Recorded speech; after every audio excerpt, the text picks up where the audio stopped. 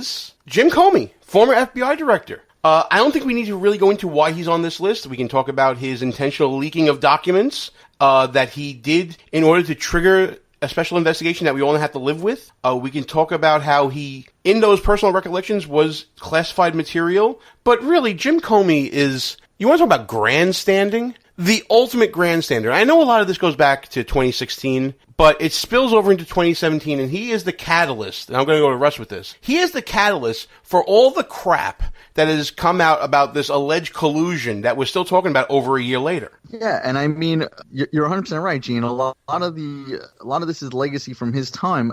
I'm looking back now and finding out that some of these same people that worked for Comey, who were working for Mueller, were big Hillary fans, and obviously they looked the other way during her investigation. But now during this whole special prosecution of Donald Trump and his team, or attempted prosecution, obviously they're biased. And this all came out of the Comey era, and the FBI director is not supposed to be that way. The guy has done serious damage to the reputation, not only of the presidency of the United States, but to the country as a whole, and the way we conduct our representative republic / democracy here. So I'm leaning towards Comey. That's an interesting call.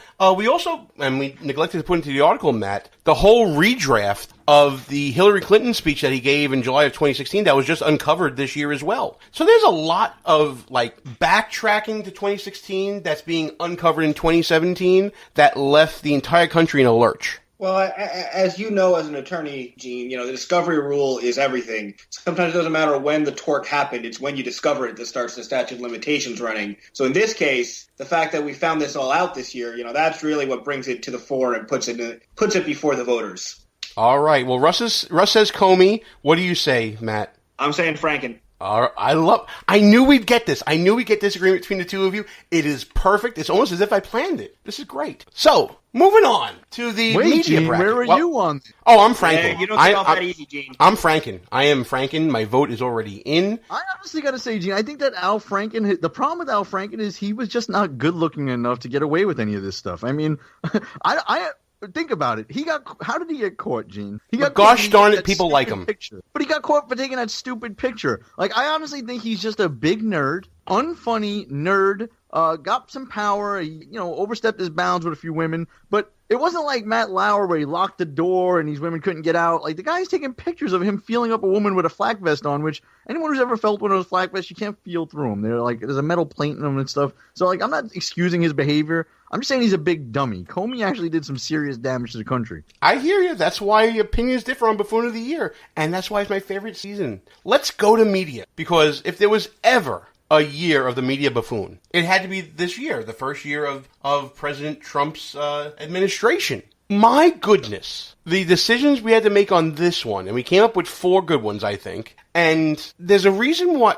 Let's go into the first matchup. Joe Scarborough, who is the number 1 seed, against Glenn Thrush, who is a reporter for the New York Times. Again, the Franken rule is in effect. It's not because of allegations of sexual misconduct for which he was suspended from his job. No, not that. There are other reasons. But first, Joe Scarborough. I got to weigh in on this guy. I'm going to let you guys weigh in as well. If there was ever a man who was more self-important than Joe Scarborough, I don't know who it is. I just don't know who it is. Because the man goes on TV to announce that he's leaving the Republican Party when we all thought that he left it 4 years ago. He puts out music that is just horrible. Absolutely horrible. And, just things like pre-taping his show before Thanksgiving, and everybody's like, oh, I'm so stuffed from Thanksgiving. And they pre-taped this whole thing. But then, also, as you see in the article at www.behindtheallianceradio.us, he has an opinion on every other buffoon that he's going up against. It's crazy. He wants to weigh in on everything. He's so self-important. He's self-indulgent. And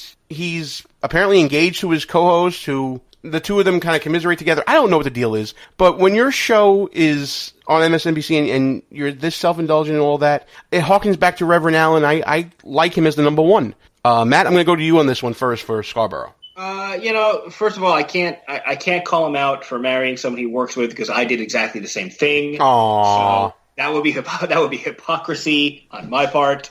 So I may have to recuse myself on Scarborough, but I think you did hit a really good point about the whole going on on television to grandstand about how you're leaving the party. The point of journalism, and I mean, yes, it's a morning show. Yes, it's all light. It's all fluffy. Yes, it's on MSNBC, which has a clear agenda, the same way Fox News does and the same way CNN does. You're supposed to at least try and pretend that you're biased. You're unbiased. I mean, you're supposed to try and pretend that there's objectivity and that you're going to give both sides there. And I think he really, really kind of damaged the press's credibility there with that. And that's pretty buffoonish. Oh, what was that? Someone's falling down over there. Yeah, I live in a 100-year-old building. What are you going to do? Alrighty then. In that case, Russ, help me out here. Joe Scarborough. All right, Scarborough. I mean, first of all, and this is no offense to my friend Matt, but all of us pretty much have, met people at work or whatever. But Scarborough would have likely been accused of sexual harassment like the rest of these losers if Brzezinski wasn't into him. So I can only imagine what was going on. It just so happened that she liked him, so it never came out. But that aside, we'll leave that aside because that really has nothing to do with this. That's actually, Russ, I'm going to tell you something. You make a good point. Thank you. So my issue with this loser Scarborough is he suffers from Trump derangement syndrome far worse than anyone I could remember under the Obama administration or the Bush administration. I mean, there were plenty of people that suffered Bush derangement syndrome, but this guy, his hatred towards Donald Trump is borderline insane. I was going to say irrational, but it's far surpassed irrational. I mean, he's accusing the president of early onset dementia and having a mental illness and saying that he should be impeached. I can't even imagine if there were any commentators on any channel that would have said something similar to Barack Obama. They would have said that they were racist and everything else.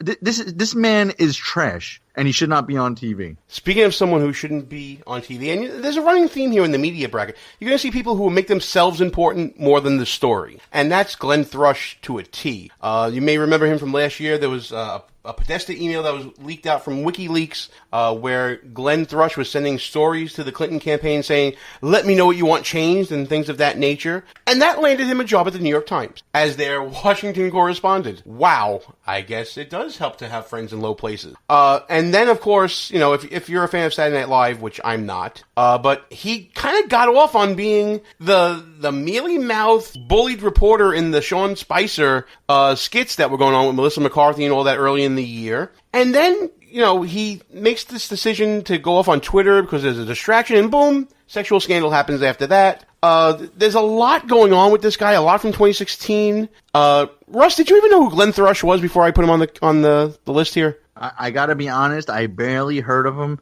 and the only reason why I recognized him was that silly hat that he has on in the picture you put up. There you go. Seeing that. There you go. That's pretty much what it is. But at the same time, he's part of this entrenched progressive left in the media that shows their bias all the time, and it has been proven to be one of the guys who were in that Clinton machine, right, Matt? So I think, personally, the SNL skit is the reason why he should be in there 100%. I think, for me, again, to invoke the Franken rule, the fact of how he, was very much about all the progressive liberal causes, was very much all about the progressive, feminist causes, was revealed to be quite the hypocrite in terms of how he was preying on the younger women at the various media organizations that he worked on. And again, it's not that he was preying on them. That's just plain criminal. It's that he was just such a hypocrite. So that's really what put it over the top for me. Glenn Thrush is actually my choice here. Because at the end of the day, if you're a journalist, you're supposed to be unbiased. You're supposed to at least pretend to be unbiased. I don't believe anyone is actually unbiased. There's no such thing as an unbiased human being. All those journalists who say, oh, I never vote, or, oh, I play it right down the middle. No, you're not. Every human being has biases, and you bring them in, but you're supposed to show at least a modicum of restraint or a modicum of objectivity, even if you can't be completely objective. And he just completely failed at it, and was proven to have done so by the release of that email. So, it's just, it was just complete hypocrisy all the way through. All right, I'm going with Scarborough. That's my guy, 100%. If you want to talk about hypocrisy and self-importance and self-indulgence, that's your guy. I mean, Russ, break the tie. No, to me, it's a no-brainer. Scarborough is garbage. He's insane. It's him. All right, moving on to the next matchup, the other half of the media bracket. It's the number 2 and number 3 matchup, and they're both from CNN. Shocking, I know, because CNN, they're so credible and balanced, and they only do newsworthy stuff, and they never make themselves a story. Oh, wait, no, that's the exact opposite. Jim Acosta, the number 2 seed. You want to talk about making yourself the story? It was the Jim Acosta show for the first half of the year between him and Sean Spicer, him and Stephen Miller, him and Sarah Huckabee Sanders, always inserting himself into the story and trying to, make like he is the voice of the resistance so much, He got mad when Sean Spicer turned off the cameras at the daily White House briefing, because he couldn't get his time on camera. There's so much out there, and Jim Acosta actually thinks that he's doing something right. Yet he keeps getting smacked down by everyone in the administration. Russ, I'm going to go to you with the Jim Acosta first. What do you think about this selection of this guy?